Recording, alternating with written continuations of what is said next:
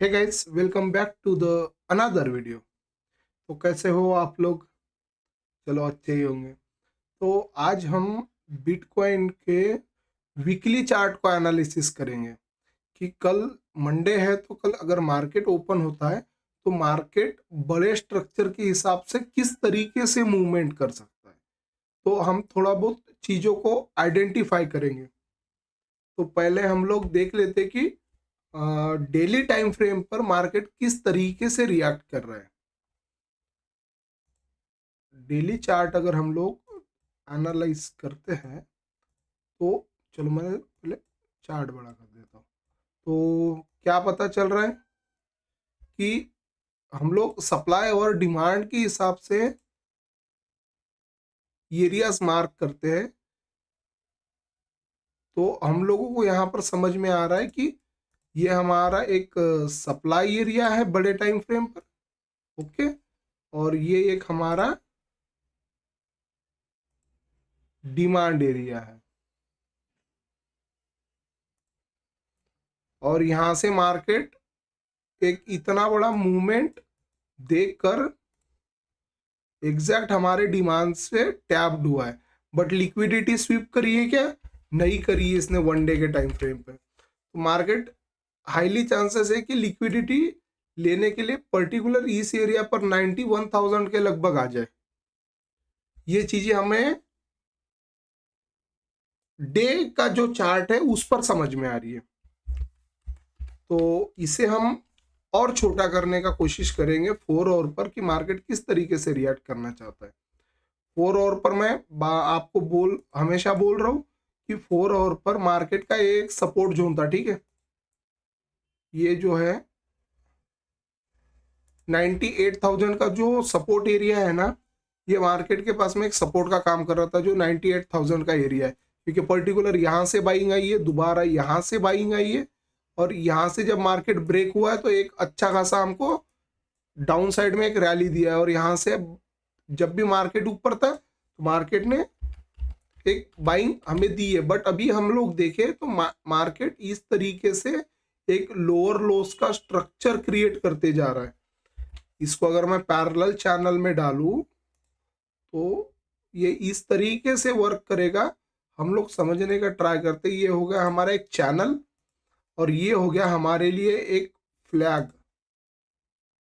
इस तरीके से तो एक फ्लैग एंड पोल का स्ट्रक्चर बन रहा है। अगर ये इस तरीके से आकर अगर यहाँ से ब्रेक करता है तो हमको क्या पता चलेगा कि एटलीस्ट मार्केट इस लेवल तक आ जाएगा 89-90,000। अगर यहां से कहीं से मार्केट अगर ब्रेक करता है तो 4 आवर के टाइम फ्रेम पे, तो उसके लिए मार्केट का ये पर्टिकुलर एक एरिया है जहां से मार्केट ब्रेक होना चाहिए, जो है 96,000। अगर 96,000 का एरिया अगर ब्रेक होता है कल मार्केट ओपन होने के बाद, यानी जब मार्केट में मोमेंटम आ जाएगा, तो अगर ये पर्टिकुलर इस एरिया को जो है ना 95,000 का 95-96 का जो लेवल है, अगर ये ब्रेक होता है ना तो इजी हमको बिटकॉइन 90,000 के आसपास में देखने मिल जाएगा। जो कि प्रीवियस में जब यहाँ से सपोर्ट ब्रेक हुआ था तो 91,000 तो था, बट अब यहां से अगर इसने बायर्स को ट्रैप करके एक डाउन साइड रैली करी ना तो 90,000 89,000 इजी देखने मिल जाएगा हमको।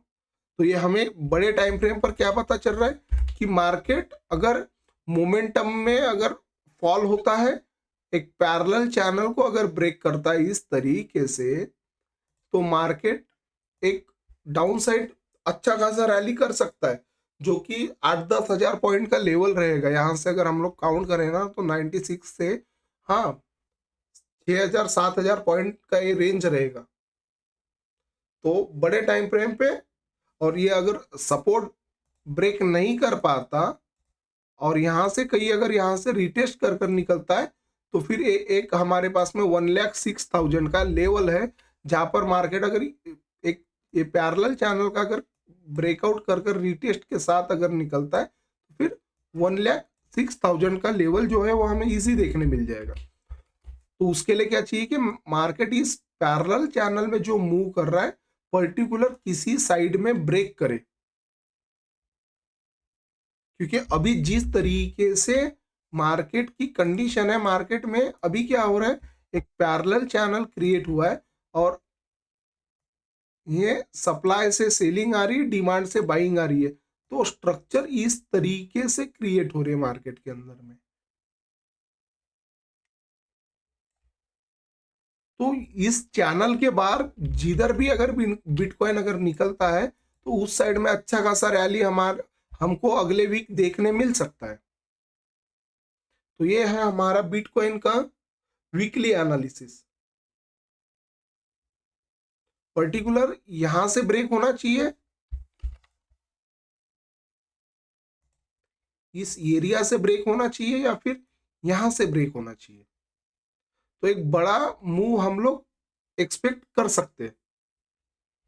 और बाकी के हम और जिस तरीके से है तो गोल्ड को थोड़ा देख लेते, क्योंकि हम गोल्ड पर भी ट्रेड करते हैं। तो गोल्ड का चार्ट हम लोग एक बार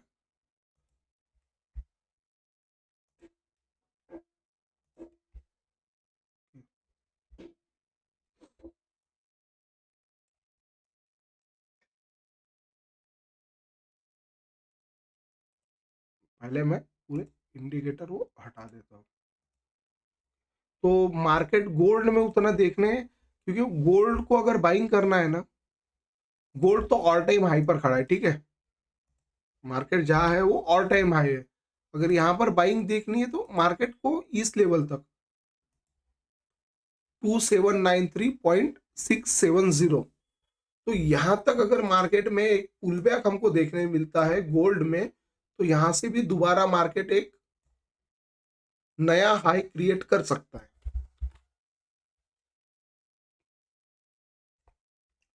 तो उसके लिए पुल बैक का वेट करना पड़ेगा हमको।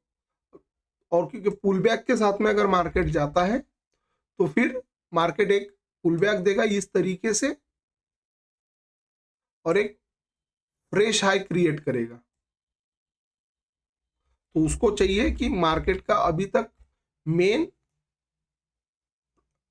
रेजिस्टेंस एरिया ये था, और इसको अभी मार्केट ने ब्रेक करने के बाद में यहाँ से एक पुल बैक ले और फिर एक रैली करे तो एक फ्रेश हाई लगाएगा। तो उसमें मार्केट को दिक्कत नहीं होगी, क्योंकि अगर ये यहाँ से अगर ब्रेक हो गया ना तो फिर ये इजी यहाँ तक आ जाएगा या फिर इस लेवल तक आ जाएगा। तो हम गोल्ड भी क्या है, गोल्ड हमको पता चल रहा है कि अगर पुल बैक के साथ निकलता है तो अगले वीक में एक नया वो लेवल क्रिएट करेगा, जिसको क्रिएट यानी वही चीजें होगी कि एक नया हाई हाई लगा देगा यहाँ से पुल बैक लेने के बाद। तो गोल्ड ओवरऑल बुलिश है। अब मार्केट कल ओपन होता है तो मूवमेंट के साथ में किस तरीके से, कभी कभी गैप अप ओपनिंग होती है, फिर गैप डाउन ओपनिंग होती है। तो ओवरऑल दोनों हमको चीजें पता है कि एक बुलिश ट्रेंड में गोल्ड है और बिटकॉइन एक रेंज बाउंड मार्केट में फंसा हुआ है।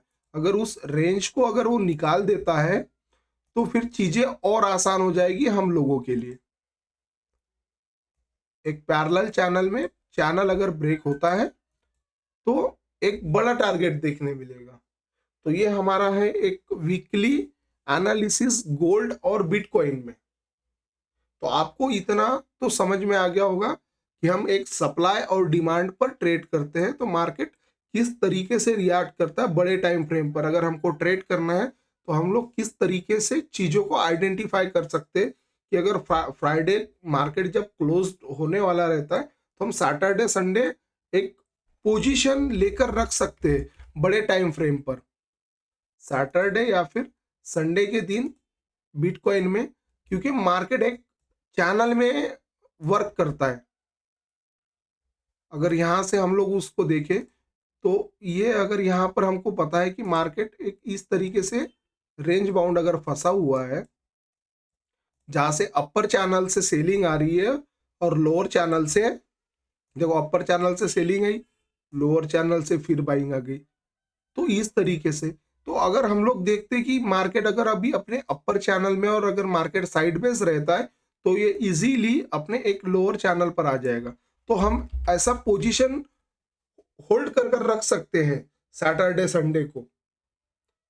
तो ये चीजें अगर किसी भी साइड ब्रेकडाउन या ब्रेकआउट आता है तो एक अच्छा खासा रैली देखने मिलेगा हमको अगले वीक में। तो होप यू गाइस कि आप समझ सकते हो ये चीजें जो मैं आपको बताया। और आपने अगर चैनल को सब्सक्राइब नहीं कर रखा है तो प्लीज सब्सक्राइब कर दो और चैनल को शेयर कर दो। Bye guys.